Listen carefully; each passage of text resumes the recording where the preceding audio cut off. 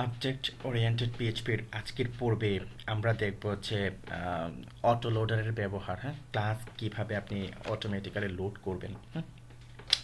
তো এই বিষয়টি আমরা আজকে দেখব। তো তার জন্য আমরা যে এডিটরটি আমরা ব্যবহার করছি, সাপোজ আমরা এইখানে আমরা একটা ফোল্ডার তৈরি করে নিই, হ্যাঁ, যেমন আমরা একটা ফোল্ডার তৈরি করে নিলাম ক্লাসেস। ক্লাসেস একটা ফোল্ডার তৈরি করে নিলাম।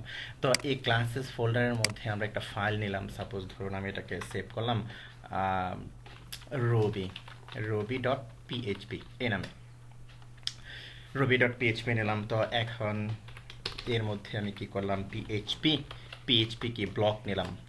ওকে, তো তার মধ্যে আমি একটা ক্লাস নিলাম, যেমন ধরুন আমি লিখলাম যে ক্লাস রবি, জাস্ট এই নামে আমি একটা ক্লাস নিলাম।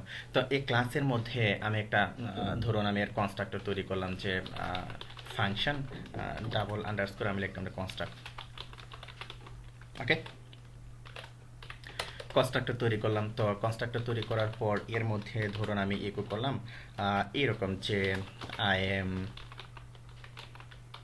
Learning Ruby. জাস্ট এরকম আমি একটা কি তৈরি করলাম। হ্যাঁ, তো এখানে আমি একটা কাজ করি, এখানে আমি একটা ব্রেক দিয়ে নিই, এটা আমার কাজে লাগবে। ওকে, তো তারপরে কি করলাম, সেভ দিলাম। ওকে, তো কপি করলাম। কপি করার পর আমি কি করেছি, আমার ক্লাসেস ফোল্ডারের মধ্যে রুবি ডট পিএইচপি নামে একটা ক্লাস তৈরি করেছি।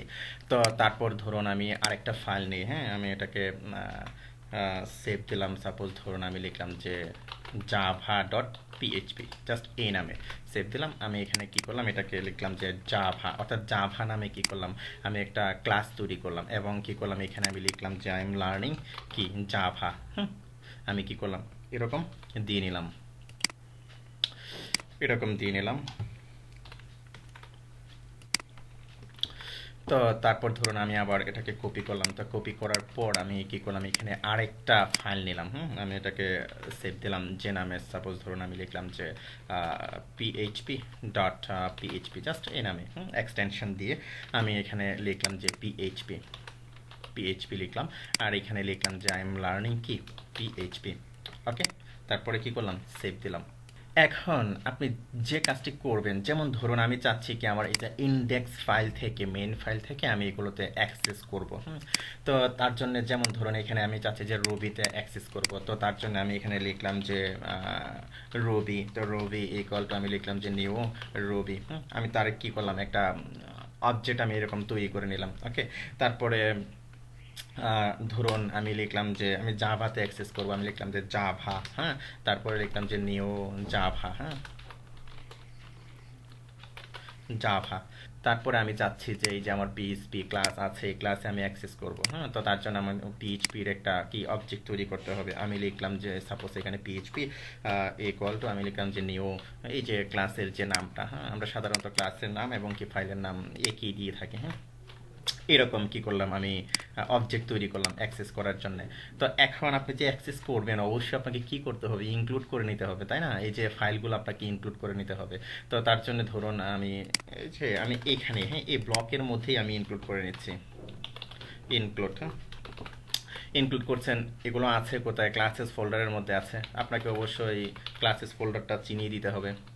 ক্লাসেস, সাপোজ আমি এইভাবেই লিখছি ক্লাসেস, তারপরে আপনি লিখবেন কি, যেমন ধরুন রুবি রুবি ডট পিএইচপি, এরকমই তো, রুবি ডট পিএইচপি। তারপরে আমি জাস্ট কি করলাম, কাট পেস্ট করে ব্যবহার করছি এগুলো। হ্যাঁ, তারপরে আছে ধরুন জাভা ডট পিএইচপি অথবা পিএইচপি ডট পিএইচপি আছে, এই যে এটা। তারপরে আছে কি জাভা ডট পিএইচপি, তাই না? জাভা ডট পিএইচপি আমি কি করলাম, এগুলোকে কি করলাম, আমি ইনক্লুড করে নিলাম। তারপরে কি করলাম, সেভ দিলাম। তো সেভ দেওয়ার পর এখন আমি যদি এটাকে রিফ্রেশ করি, আপনি দেখবেন যে চলে আসছে যে I am learning Ruby, I am learning Java, I am learning কি পিএইচপি। অর্থাৎ আমি যেটাতে অ্যাক্সেস করতে চাচ্ছি, অর্থাৎ যে ক্লাসটি ইউজ করতে চাচ্ছি, কি ওই ক্লাসের অবজেক্ট তৈরি করে আমি কি করলাম, এটাতে আমি কি করলাম, অ্যাক্সেস করলাম। তো দেখুন এখানে আমি কনস্ট্রাক্টর ব্যবহার করেছি, অলরেডি আপনারা জানেন, আমি আপনাদের শিখিয়েছি কনস্ট্রাক্টরের কি কাজ। অর্থাৎ আপনি একটা ক্লাসের মধ্যে যখন আপনি কনস্ট্রাক্টর তৈরি করবেন, কনস্ট্রাক্টরের মধ্যে আপনি যাই কিছু দিবেন না কেন, আপনি প্রপার্টি দেন অথবা কোনো কিছু ইকো করেন, অথবা আপনি মেথড তৈরি করেন। হ্যাঁ, যখন আপনি একটা ওই ক্লাসের একটা অবজেক্ট তৈরি করে ওই ক্লাসে আপনি অ্যাক্সেস করবেন, জাস্ট এই কনস্ট্রাক্টরটা সে লোড হবে। আশা করি বুঝতে পেরেছেন, অলরেডি আপনারা জানেন এগুলো এগুলো এগুলো আমি আপনাদেরকে শিখিয়েছি কনস্ট্রাক্টর এবং ডিস্ট্রাক্টর ওই পর্বে। তো যাই হোক, তো এখন দেখুন যে এরকম কিন্তু আমি লিখছি, তাই না? তো অনেকগুলা ফাইল যখন আপনার এরকম থাকবে, তখন দেখা গেল যে এরকম অনেকগুলো ফাইল আছে, তো এগুলো আপনি লিখবেন কেমন দেখা যায় এরকম একসাথে এতগুলো লেখা, তাই না? তো এর একটা ইজি সলিউশন আছে। PHP 5 থেকে আপনি কি করতে পারবেন, আপনি যখনই কোনো ফাইলে অর্থাৎ যখনই কোনো ক্লাসে অথবা ইন্টারফেস আপনি ইউজ করতে চাবেন, তখনই অটোমেটিক্যালি সে কি করবে, সে ক্লাস এবং ইন্টারফেসটা লোড করে নেবে। তো তার জন্য যে মেথডটি আপনি ব্যবহার করবেন সেটা হলো আপনার অটো লোড।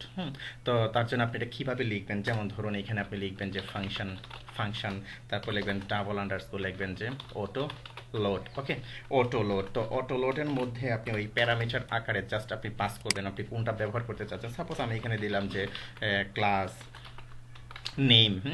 জাস্ট সে কি করবে, অটোলোড হলো একটা ম্যাজিক মেথড। আপনি যে ক্লাসটাই ব্যবহার করতে চাবেন সেই ক্লাসটাকে সে কি করবে, সে ধরবে, হ্যাঁ, লোড করবে। এই কারণে এটাকে বলা হয় যে অটোলোড। ওকে, ফাইন। তো এখন ধরুন আমি কি করলাম যে অটোলোড, আমি কি ক্লাস নেমটা আমি এখানে নিলাম।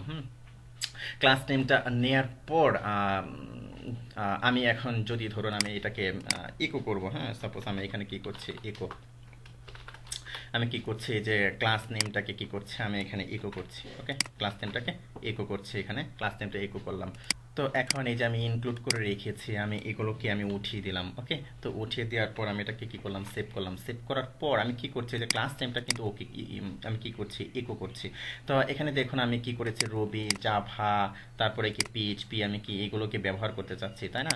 তো ধরুন আমি যদি এখন এটাকে রিফ্রেশ করি, আপনি দেখবেন যে এটা একটা ফ্যাটাল এরর জেনারেট করছে যে রুবি নট ফাউন্ড। কিন্তু এখানে যে ক্লাস নেমটি, প্রথম যে ক্লাস নেমটি আমরা ব্যবহার করতে চাচ্ছি, তাকে কিন্তু সে কি করছে, তাকে কিন্তু সে লোড করে ফেলেছে। হ্যাঁ, কিন্তু ক্লাস নট ফাউন্ড। হ্যাঁ, আপনি কিন্তু এখানে ক্লাসটাকে ব্যবহার করবেন, আপনি অবশ্যই তার ডিরেক্টরি এখানে আপনাকে বলে দিতে হবে।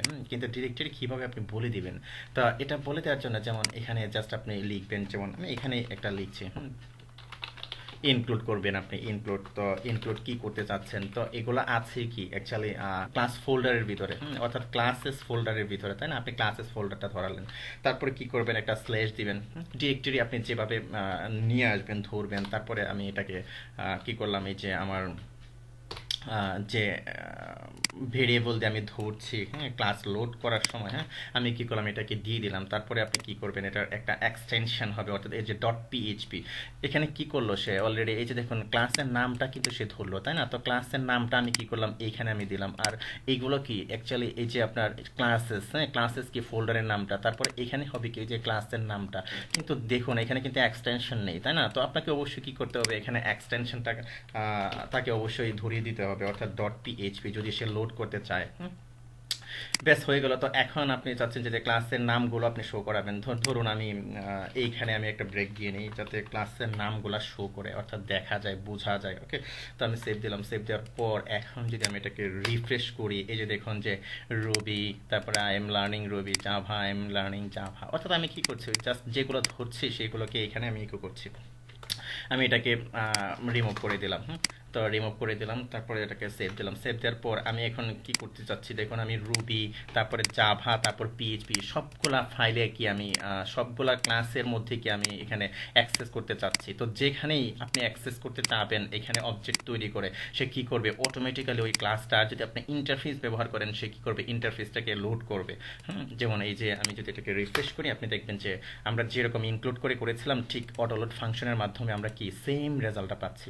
তো আশা করি বুঝতে পেরেছেন বিষয়টা, এই অটোলোড ম্যাজিক মেথডটা আপনি কিভাবে ব্যবহার করবেন। কিন্তু এটা অ্যাকচুয়ালি আমরা কি করছি, আমরা PHP 5 থেকে ব্যবহার করছি। তো এখন এর কিন্তু একটা অল্টারনেটিভ আছে এবং খুব ভালো সলিউশন আছে এবং খুব মোস্ট পপুলার ইউজ হয় যে মেথডটা, সেটা হলো SPL অটোলোড রেজিস্টার। আপনি কিভাবে SPL অটোলোড রেজিস্টার মেথডটা ব্যবহার করবেন, তো এটা ব্যবহার করার সিস্টেমটা হলো আপনি লিখবেন যে SPL অটোলোড রেজিস্টার। ওকে, আমি কি করলাম, এখানে কোলন দিলাম, তারপরে এর মধ্যে আপনি লিখবেন যে ফাংশন, জিনিসটা আপনি খেয়াল করুন।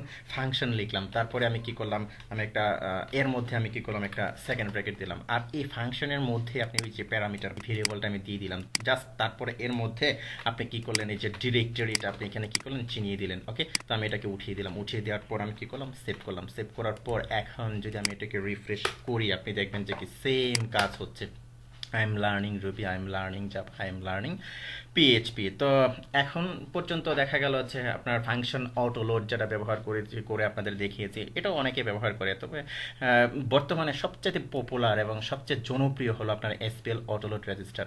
এর মাধ্যমে কি ফাংশনগুলো আরে আপনার ক্লাসের নেম অথবা আপনার ইন্টারফেসের নেমগুলোকে লোড করানো।